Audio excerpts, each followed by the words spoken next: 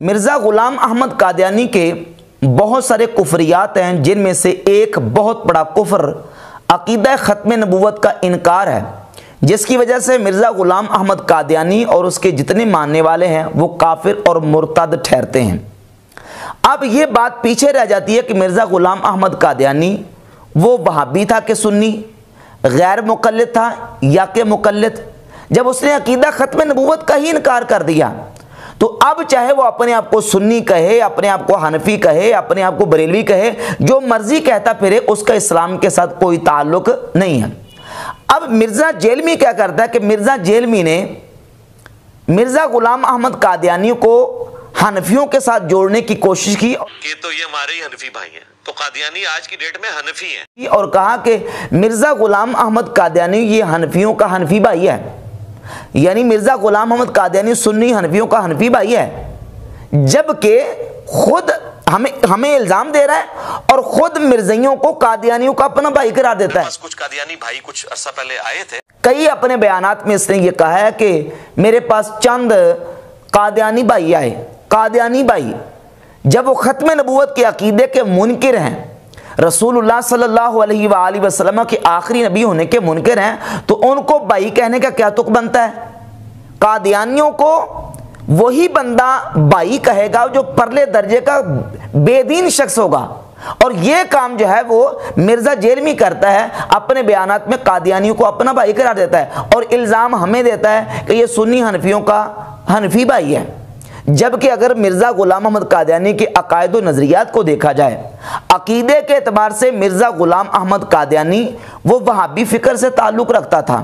मैं उसकी एक मिसाल पेश करता हूँ। मसलन वहाबी फ़िरका उसको कहते हैं जो मोहम्मद बिन अब्दुल वहाब नजदी को मुजद्दिद मानता है और मोहम्मद बिन अब्दुल वहाब नजदी के अकायद व नज़रियात की तस्दीक और तौसीक करता है। उसके अकायद व नज़रियात को मानने वाले उनको वहाबी कहा जाता है। अब जब हम देखते हैं मिर्ज़ा जेलमी को एक तरफ रखें और मिर्ज़ा ग़ुलाम कादियानी को दूसरी तरफ रखें, मिर्ज़ा जेलमी ने बाकायदा एक पूरा क्लिप रिकॉर्ड करवाया है मोहम्मद बिन अब्दुल वहाब नजदी मुजद्दिद, यानी मोहम्मद बिन अब्दुल वहाब नजदी को मिर्ज़ा जेलमी ने मुजद्दिद माना हुआ है। और इस मसले में मिर्ज़ा ग़ुलाम अहमद कादियानी मिर्ज़ा जेलमी का भाई है। क्यों? इसलिए कि मिर्ज़ा कादियानी भी मोहम्मद बिन अब्दुल वहाब नजदी जो कि फ़िरका वहाबिया के बानी थे, उनको 12वीं सदी का मुजद्दिद मानता है। यह किताब है अस्ल मुसफ़्फ़ा। कादियानी खुदा बख्श की किताब अस्ल मुसफ़्फ़ा, जिस किताब की मिर्ज़ा ग़ुलाम अहमद कादियानी ने तस्दीक की हुई है, और इस किताब को मिर्ज़ा ग़ुलाम अहमद कादियानी ने बाकायदा मुकम्मल तौर पर सुना हुआ है। इसकी पहली जिल्द है, सफ़ा 165 पर 12वीं सदी के मुजद्दिदीन का जिक्र किया, और 12वीं सदी के मुजद्दिदीन में मोहम्मद बिन अब्दुल वहाब नजदी को पहले नंबर पर रखा है। मोहम्मद बिन अब्दुल वहाब नजदी को 12वीं सदी के मुजद्दिदीन में शुमार किया। मिर्ज़ा ग़ुलाम कादियानी भी मोहम्मद बिन अब्दुल वहाब नजदी को 12वीं सदी का मुजद्दिद मानता है, और मिर्ज़ा जेलमी भी मुजद्दिद मानता है। तो इब्ने अब्दुल वहाब नजदी को मुजद्दिद मानने में मिर्ज़ा जेलमी और मिर्ज़ा कादियानी दोनों आपस में क्या है? भाई भाई हैं, दोनों आपस में शरीक हैं, दोनों आपस में भाई भाई हैं। और फिर हिंदुस्तान में वहाबी तहरीक के सरखेल इस्माइल देहलवी, जिनके बारे में एहसान इलाही ज़हीर ने बरेलवियत किताब के सफ़ा 197 पे लिखा है कि वहाबी तहरीक के सरखेल शाह इस्माइल शहीद रहमतुल्लाह अलैह, ये इस्माइल देहलवी जो तक़वियतुल ईमान किताब के मुसन्निफ़ हैं, ये किताब तक़वियतुल ईमान जो कि अल ममलिकतुल अरबिया और रियासतुल आमा लिशाउनिल मस्जिदिल हराम वल मस्जिद नबी, ये मस्जिद हराम और मस्जिद नबी से जो किताब तक़वियतुल ईमान छाप के प्रिंट करके शाया की जाती है, इस किताब के मुसन्निफ़ इस्माइल देहलवी, और ये किताब दारुस्सलाम से यही तक़वियतुल ईमान छपी है, और ये अल ममलिकतुल अरबिया सऊदिया सिलसिलतु तौइयतिल हुज्जाज जो हाजियों को फ्री तकसीम की जाती है किताब तक़वियतुल ईमान, ये वो नुस्खा है और ये दारुस्सलाम का नुस्खा है। इस किताब के मुसन्निफ़ इस्माइल देहलवी को इसी किताब अस्ल मुसफ़्फ़ा की पहली जिल्द सफ़ा नंबर 165 पर 13वीं सदी के मुजद्दिदीन में शुमार किया गया। तो मोहम्मद बिन अब्दुल वहाब नजदी को भी कादियानी मुजद्दिद मानते हैं, इस्माइल देलवी को भी मुजद्दिद मानते हैं। अकीदे के एतबार से कादियानी वो वहाबियों को प्रमोट करते हैं, और ये जो इस्माइल देलवी और इब्ने अब्दुल वहाब नजदी कादियानी इनको पूरा पूरा मुजद्दिद तक तस्लीम करते हैं, मुजद्दिद मानते हैं। और इब्ने अब्दुल वहाब नजदी को मुजद्दिद मानने में मिर्जा जेलमी और मिर्जा कादियानी दोनों आपस में भाई भाई हैं। इसके अलावा इस्माइल देलवी को सीरतुल महदी की जिल्द नंबर 1 सफ़ा नंबर 573 पर मिर्ज़ा ग़ुलाम कादियानी के बेटे बशीर अहमद एमए ने 573 पर लिखा है कि मिर्ज़ा ग़ुलाम अहमद कादियानी इस्माइल देहलवी को शहीद को अहलुल्लाह और बुजुर्ग समझते थे। यानी इस्माइल देहलवी जो कि फ़िरका वहाबिया के और वहाबी तहरीक के सरखेल हिंदुस्तान में, उनको मिर्ज़ा ग़ुलाम अहमद कादियानी बुजुर्ग और वलीउल्लाह मानता था। तो अब इस एतबार से, अकीदे के एतबार से मिर्ज़ा का वहाबी होना बिल्कुल वाज़ेह हो जाता है। अच्छा, इसके साथ एक और बात मैं ऐड कर दूं, खुद मिर्ज़ा इस बात को माना है, मिर्ज़ा ने कहा है कि जो कादियानी है ना, कादियानी वो तौहीद में इतने पक्के और सख्त हैं। वो कहते हैं मुशरिक तो नहीं है, वो किसी दरबार में नहीं जाते हैं, किसी झंडे को सलाम नहीं करते, किसी कब्र के आगे नहीं झुकते। वो कहते हैं यार ये बरेलवी देवबंदी तो है मुशरिक, शिया भी बहुत शिरक करते हैं। अहले हदीस कुछ बेहतर है कि वो कहते हैं कि ये जो बरेलवी और ये जो है ना शिया, ये तो मुशरिक हैं। कहता है इतनी उनकी तौहीद पक्की है कि वो तो बरेलवियों को और शियों को तो मुशरिक मानते हैं, हाँ बाकी एक अहले हदीसों को कहते हैं ये थोड़े से ठीक है। तो अब तौहीद के कॉन्सेप्ट में मुझे बताएं कि कादियानी किसके भाई हैं, अहले सुन्नत के या मिर्ज़ा जेलमी के? मिर्ज़ा जेलमी के।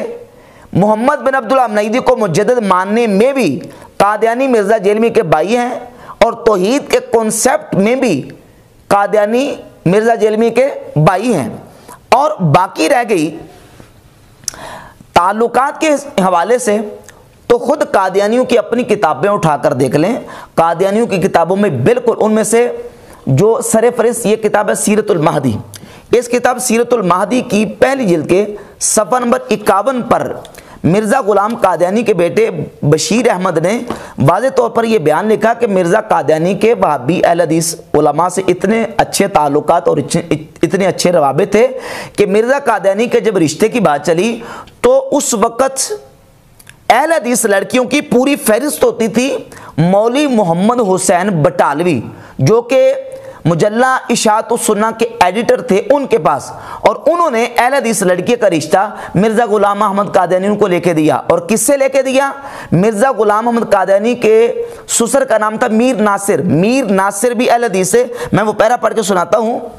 लिखता कि बयान किया मुझसे हज़रत वालदा साहब ने कि मेरी शादी से पहले हज़रत साहब को मालूम हुआ था कि आपकी दूसरी शादी दिल्ली में होगी, चुनाचे आपने मौलवी मोहम्मद हुसैन बटालवी के पास इसका जिक्र किया। तो चूंकि उस वक़्त उसके पास तमाम अहले हदीस लड़कियों की फहरिस्त रहती थी और मीर साहब भी अहले हदीस है और इससे बहुत मेल मुलाकात रखते थे, इसलिए उसने हज़रत साहब के पास मीर साहब का नाम लिया। आपने मीर साहब को लिखा। शुरू में मीर साहब ने इस तजवीज़ को बवजह तफावत उम्र नापसंद किया, मगर आखिर रजामंद हो गए और फिर हज़रत साहब मुझे बयाने दिल्ली गए। आपके साथ शेख अहमद अली और लाला मुलावा भी थे। निकाह मौलवी नज़ीर हुसैन ने पढ़ाया। ये 27 मुहर्रम 1302 हिजरी बरोज़ पीर की बात है। उस वक्त मेरी उम्र 18 साल की थी। हज़रत साहिब ने निकाह के बाद मौलवी नज़ीर हुसैन को 5 रुपए और एक मुसल्ला नज़र दिया था। मौलवी नज़ीर हुसैन देलवी भी वहाबियों के बहुत बड़े आलिम, जिनका फतावा नज़ीरिया 3 जिल्दों में छपा। इसी तरह मौलवी मोहम्मद हसन बटालवी भी ये अहले हदीस वहाबियों के बहुत बड़े आलिम थे, जिनका तारुफ करवाते हुए अब्दुल मजीद खादिम सोदरवी ने अपनी किताब सीरत सनाई के सफ़ा नंबर 452 पे लिखा है कि आपका वतन बटाला था, मौलवी मोहम्मद हसन बटालवी का, मगर क़याम ज़्यादातर लाहौर ही में रहा। पहले बाटी गेट की मस्जिद में इकामत इख्तियार फरमाई, फिर चीनिया वाली मस्जिद में आ गए। लाहौर में 8 तरावी की तरवीज आप ही से हुई। इशाअत-उस-सुन्ना के ज़रिए अहले हदीस की बहुत खिदमत की। लफ्ज़ वहाबी आप ही की कोशिश से सरकारी दफातर और कागजात से मनसूख हुआ और जमात को अहले हदीस के नाम से मौसूम किया गया। ये है मोहम्मद हुसैन बटालवी, जिनके पास अहले हदीस लड़कियों की रिश्तों की फरिश्त होती थी, जिन्होंने मिर्ज़ा गुलाम अहमद कादियानी को रिश्ता लेके दिया और उनके साथ जो ना वो मीर नासिर की बेटी का निकाह करवाया। ताल्लुकात के एतबार से मिर्ज़ा गुलाम अहमद कादियानी का ताल्लुक भी वहाबी और अहले हदीस उलमा के साथ था। और फिर इसके दाएं बाएं जितने लोग जमा हुए और जितने लोगों ने इसकी फ़िक्र को कबूल किया, उनमें से सरे फहरिस्त मौलवी अब्दुल करीम सियालकोटी, जिसने मिर्ज़ा गुलाम अहमद कादियानी को दावा नबूवत पर उबारा और उकसाया, वो भी सियालकोट में अहले हदीस के आलिम थे। इसी तरीके से मौलवी बुरहानुद्दीन जेलम से वहाबियों के अहले हदीस जिनको कहते हैं, वो बाकायदा से अपने साथियों समेत मिर्ज़ा गुलाम अहमद कादियानी के पास जाके गए और मिर्ज़ा गुलाम अहमद कादियानी की फ़िक्र को तस्लीम कर लिया। और दीगर जो उलमा गैर मुक़ल्लिदीन और वहाबियों के, उनके भी मिर्ज़ा गुलाम अहमद कादियानी के साथ अच्छे मरासिम और ताल्लुकात थे। और ख़ुद वहाबी उलमा ने अपनी किताबों में मिर्ज़ा गुलाम अहमद कादियानी के मज़हब के हवाले से लिखा है। यह किताब तहरीक आज़ादी फ़िक्र, जमीयत अहले हदीस के साबिका अमीर इस्माइल सल्फ़ी अपनी किताब के सफ़ा 188 पे लिखते हैं कि मिर्ज़ा गुलाम अहमद कादियानी अपने आप को बरेलवी हनफी जाहिर करते थे, लेकिन हकीकत में वो हनफी भी ना थे। अहले हदीस तो क्या होते, अलबत्ता गैर मुक़ल्लिद हो सकते हैं। क्या हो सकते हैं? गैर मुक़ल्लिद हो सकते हैं, क्योंकि वो ना फ़िक़्ह हनफी के पाबंद थे, ना वो सहाबा और ताबईन आइमा सलफ़ की रवश पर चलना पसंद करते हैं। तनकीद हदीस के मुतल्लिक़ वो आइमा हदीस की बजाय अपनी ज़ात को मेयार समझते हैं। इसलिए तर्के तक़लीद के बावजूद अहले हदीस नहीं हैं। यानी मिर्ज़ा गुलाम अहमद कादियानी को अहले हदीस भी नहीं माना और ये भी तस्लीम कर लिया कि मिर्ज़ा गुलाम अहमद कादियानी तर्के तक़लीद करता था, यानी वो तक़लीद नहीं करता था, गैर मुक़ल्लिद था। तो जो बंदा खुद गैर मुक़ल्लिद है और ख़ुद जो है वो इमाम अबू हनीफ़ा रहमतुल्लाह की तक़लीद को तर्क करता है, तो उसको हनफी कहना किस जो ना वो दर्जे का इंसाफ है। ख़ुद मिर्ज़ा गुलाम अहमद कादियानी के हवाले से उसकी किताबों में मौजूद है। ये किताब है मकतूबात अहमद, मिर्ज़ा गुलाम अहमद कादियानी के मकतूबात जो उसने लिखे हैं। इसमें सफ़ा नंबर 56 पर मिर्ज़ा गुलाम अहमद कादियानी ने खुद मिर्ज़ा नूरुद्दीन बेरवी, जो कि मिर्ज़ा गुलाम अहमद कादियानी का पहला खलीफा उसके मरने के बाद बना, उसको ख़त लिखा है सफ़ा 56 पर कि मेरी निस्बत वो खूब जानते थे, यानी मुंशी अहमद जान वो मेरी निस्बत खूब जानते थे कि ये हनफी तकलीद पर कायम नहीं है। यानी मिर्ज़ा कादियानी खुद कहता कि मेरे बारे में मुंशी अहमद जान जानता है कि मैं हनफी तकलीद पर कायम नहीं और ना इसे पसंद करते हैं। ना तो मैं हनफी तकलीद पर कायम हूँ और ना ही इसे पसंद करता हूँ। जो तकलीद को पसंद ना करता हो वो क्या होता है? गैर मुक़ल्लिद। तो मिर्ज़ा कादियानी गैर मुक़ल्लिद था, उसका इमाम अबू हनीफ़ा रहमतुल्लाह की तकलीद के साथ कोई ताल्लुक़ नहीं था। और सफ़ा 55 पर ख़ुद मिर्ज़ा ने नूरुद्दीन बेरवी को इस्लाह देते हुए कहा, क्योंकि नूरुद्दीन बेरवी के लिए उसने रिश्ते का इंतज़ाम किया था, तो जिस शख्स ने रिश्ते की हाँ की उसने कहा कि मैं तो अपनी बच्ची का रिश्ता करूँगा हनफी के साथ, गैर मुक़ल्लिद के साथ नहीं कर सकता। तो उसको मिर्ज़ा कादियानी लिखता है कि इसलिए हनफियत की कैद भी लगा दी।